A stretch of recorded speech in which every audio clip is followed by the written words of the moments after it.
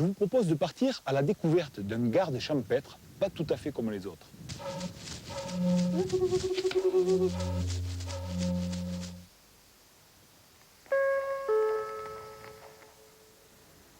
Allô, allô, le marchand de poissons habituel est installé sur la place, avec toutes sortes de poissons frais, de la Méditerranée. Allô, allô, la réunion de l'association culturelle, archéologique et paléontologique aura lieu demain samedi à 18 h à la salle polyvalente. À l'ordre du jour, préparation des travaux de fouille, compte rendu des recherches sur la pierre ibérique et son inscription, nouvel aménagement du musée. Venez nombreux.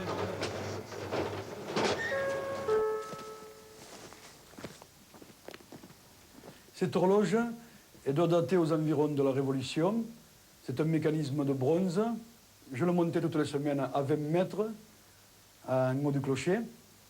Et je montais la sonnerie 140 tours avec la manivelle, 140 tours pour l'horloge et 70 tours pour la sonnerie.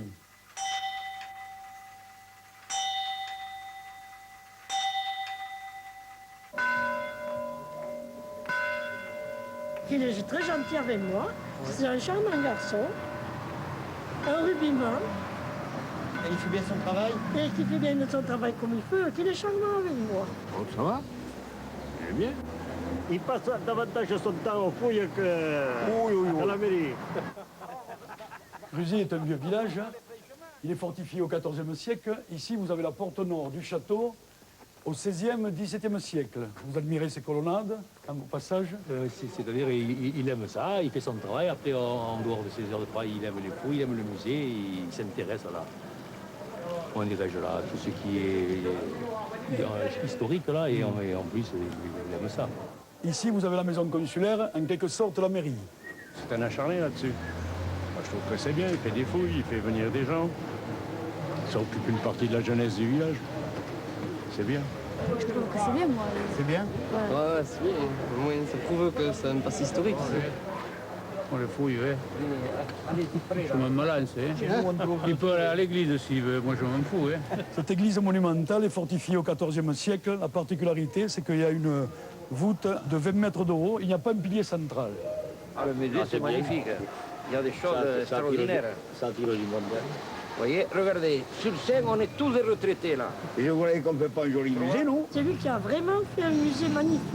C'est tout pour le pays, c'est tout pour Gruzzy. Voilà, nous arrivons devant cette margelle depuis. C'est un jour, un camion s'est affaissé et nous avons trouvé des éléments de la margelle avec ce linteau qui date du XVe siècle, mais au plus bas, à 11 mètres. Et à l'intérieur de ce puits, nous avons trouvé à la fin une vaisselle considérable du XVIIe siècle. Voilà, nous sommes dans le musée de Gruzzy, dans l'Hérault. C'est un musée qui a été créé en 1975. Nous présentons des collections archéologiques et paléontologiques. C'est une nouveauté. Nous travaillons avec Éric Bifeteau, directeur de recherche au CNRS, et le musée des dinosaures d'Esperaza. Nous avons des trilobites du Maroc qui datent de 520-530 millions d'années. Ensuite, en comparaison, nous donnons les nôtres, bien sûr, ceux de Ferraz des Montagnes, de la Montagne Noire. C'est dans l'Hérault. Dans les carbonifères, qui datent de 300 millions d'années environ, on voit des fougères, des empreintes de fougères. C'est les mines de Graisse-Sac dans l'Hérault. Ensuite, il y a une plaque, une contre-empreinte des traces de chirotérium, en grec de ker, main. C'est un document qui est exceptionnel et il servait de couverture de puits à un village à côté, à 40. Nous allons passer dans le tertiaire avec des coquillages de Bordeaux, des turritella, des vélates. Et ensuite, nous atterrissons à Gruzzy pour des amphiopes qui sont assez conséquents. Les amphiopes, les oursins, ce sont des oursins de mer, voilà, qui ont 10 millions d'années. Ensuite, l'huître, l'Australa crassissima. Eh bien, ça, c'est des vases de tombes. C'est une association loi 1901. En entrée, c'est gratuit et j'y tiens. C'est le bénévolat, donc il faut que ce soit gratuit de l'autre côté. Voilà. Tant que la mairie, elle le pousse. Ils nous aident quand même. Pas, voilà. Alors après, on vend comme là, maintenant, on a la vente de vin, on a la vente fait un peu par-ci, par-là, quand même, on arrive à joindre les bouts. Mais enfin, si vraiment on faisait payer une fois ou l'autre, ce serait les adultes qui paieraient. Voilà, c'est un franc 10 francs, mais les enfants, il ne faut pas qu'ils paient. Parce que les enfants, ils ont besoin de savoir, ils ont le droit de voir, de savoir, il ne faut pas qu'ils paient.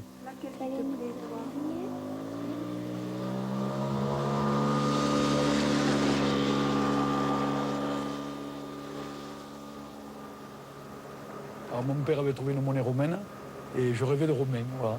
Et à partir de là, je ne pouvais pas sortir le soir, on n'allait pas en boîte comme ça et tout. Le samedi, j'étudiais comme ça, comme là. S'il y avait un livre dans les mains, je le regardais, j'étudiais. Je travaillais pour la science, voilà. Je sais pas. Tu veux la loupe? Non, non, non. Faut le dégager, voilà. Il y a une cassure là.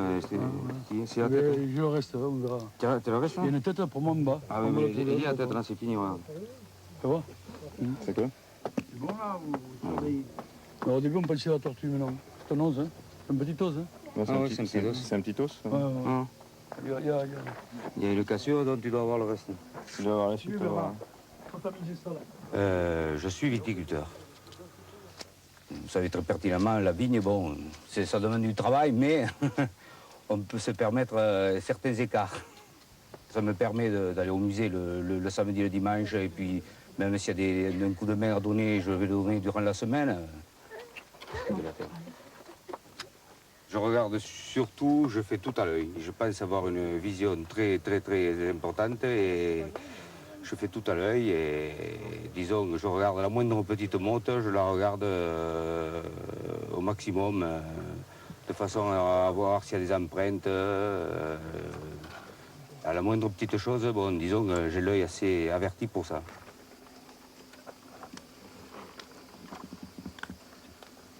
Ah, les meilleures prises, bien sûr, c'est le coracoïde de l'énantiornite, un tibia de titanosaure. Il y a aussi de la grenouille, un bassin de grenouille.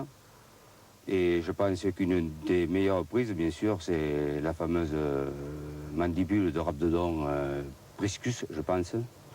Puisqu'à Montouillez, nous avons le Septimanicus.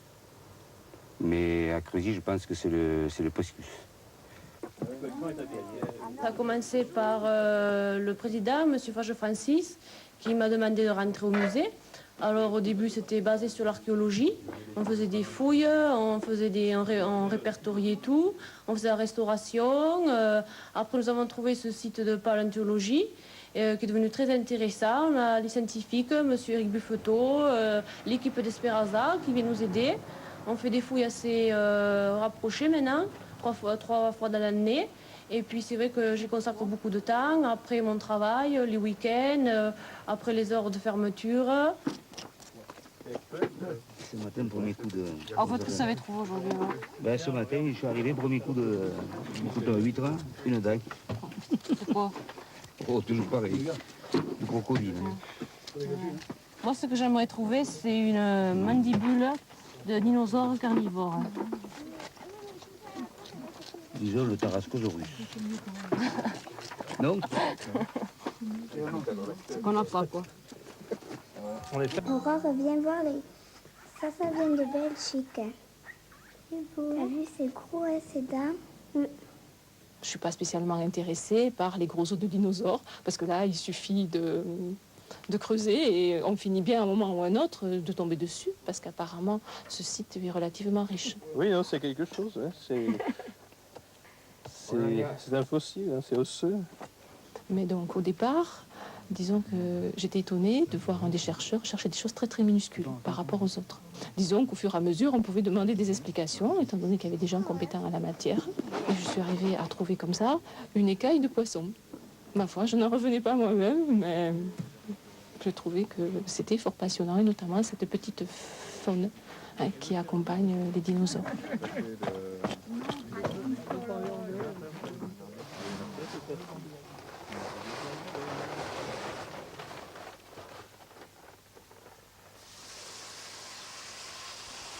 Alors, cette machine a été donnée par un Anglais, David Ward, qui vient fouiller d'habitude ici. Et il a conçu cette machine à base de pièces très simples, d'arrosage de jardin et d'un filtre à base d'inox calibré, avec des trous calibrés. Cette méthode de travail est de prendre des argiles très sèches, au maximum de la sécheresse possible, on les fait sécher au soleil, et le fait de les mettre avec des jets d'eau et de les noyer dans l'eau, ça favorise l'explosion de l'argile qui s'appelle la délitation de l'argile.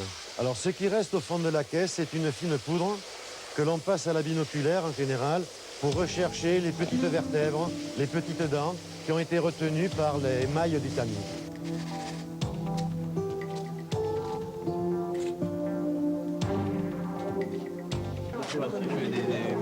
Des dinosaures. C'est un souris, c'est peut-être jouable dans la mesure où c'était des ossements qui étaient de grande taille. Allez, il faut y aller. On vient à un moment donné. Avec à droite, il n'y a pas de... Ah, c'est à gauche. À gauche, il y a plein de chiffres verts. C'est des questions à vous poser. T'en veux? Ouais, beaucoup de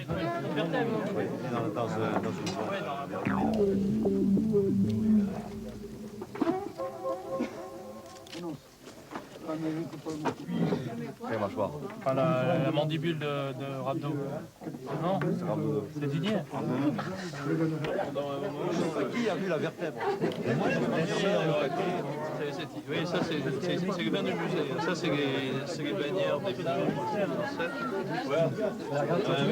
ancêtres.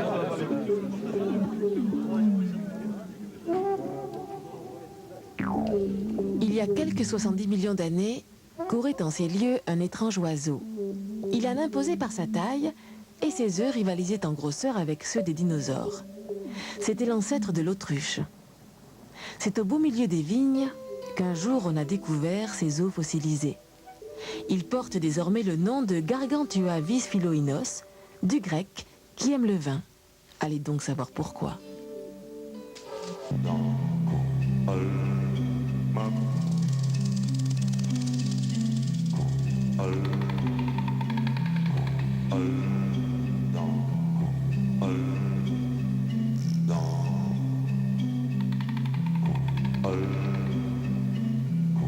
Al